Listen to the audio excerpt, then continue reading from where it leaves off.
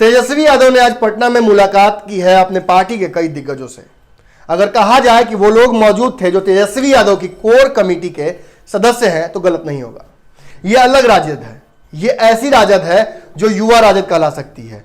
वो ऐसी राजद है जिस राजद में वो लोग हैं जो तेजस्वी यादव की आने वाली राजनीतिक भविष्य के बिहार के सूत्रधार होंगे।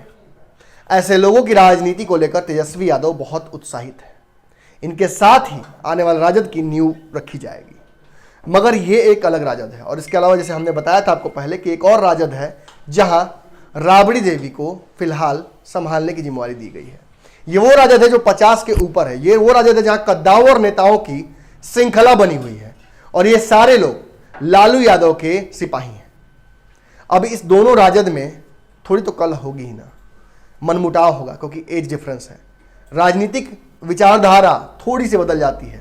और सबसे बड़ी बात कि रघुवंश प्रसाद के बयान को याद कीजिए। कैसे रघुवंश प्रसाद ने कह दिया कि तेजस्वी यादव जी आप जो कर रहे हैं सब सही है, मगर कांग्रेस को छोड़कर अगर आप कल्पना कर रहे हैं या कांग्रेस को आप आईना दिखाने का प्रयास कर रहे हैं तो गलत होगा।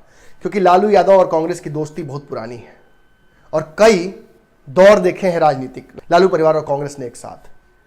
ऐसे में सबसे बड़ी बात यह है कि राजद के एक कद्दावर नेता, एक मुख्य प्रवक्ता, मनेर के विधायक भाई वीरेंद्र भी नहीं पहुंचे थे तेजस्वी की इस महा मीटिंग में। तो क्या कहा जाए, आपको याद ही होगा कैसे कुछ दिनों पहले तेज प्रताप यादव ने भाई वीरेंद्र की सारी जो महत्वाकांक्षाएं थी उस पर पानी फेर दिया था। भाई वीरेंद्र पाटलिपुत्रा से मुखर होकर कह दिए थे कि मुझे चुनाव लड़ना है और मैं तैयार हूं, मेरी जनता चाह देगी और मेरे भगवान लालू यादव चाह देंगे तो मैं पाटलिपुत्रा से चुनाव जीतकर आप सभी के बीच आऊंगा एक सांसद बन के। मगर इन सभी सपनों पर एक तरह से पानी फेर दिया था तेज प्रताप यादव ने और कह दिया था कि इस जगह से, पाटलिपुत्रा से, मेरी बहन मीसा भारती लड़ेगी। और ये भाई वीरेंद्र कौन है, इनकी हैसियत क्या है, इनकी औकात क्या है, ये सारी बातें हुई थी।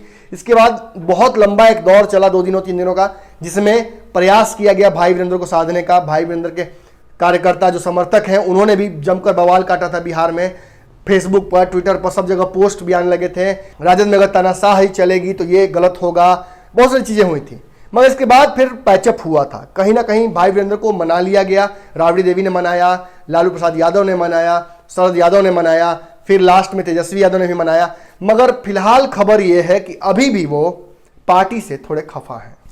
खफा इसलिए हैं क्योंकि उनकी औकात याद दिलाई गई।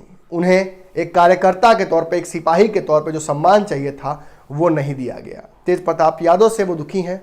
हालांकि तेजस्वी यादव में उनकी आस्था है, लालू यादव में उनकी आस्था है, मगर कहीं ना कहीं मनेर से वो विधायक है और मनेर की जनता का जो सम्मान है उनके प्रति वो कैरी कर रहे थे।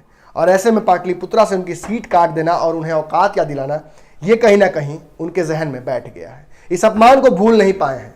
निर्दलीय लड़ने की खबरें भी आ रही हैं और ऐसे में तेजस्वी यादव के इस बड़ी मीटिंग में उनका ना आना ये साबित करता है कि कहीं ना कहीं भाई वीरेंद्र निर्दलीय लड़ने की भी तैयारी कर रहे हैं।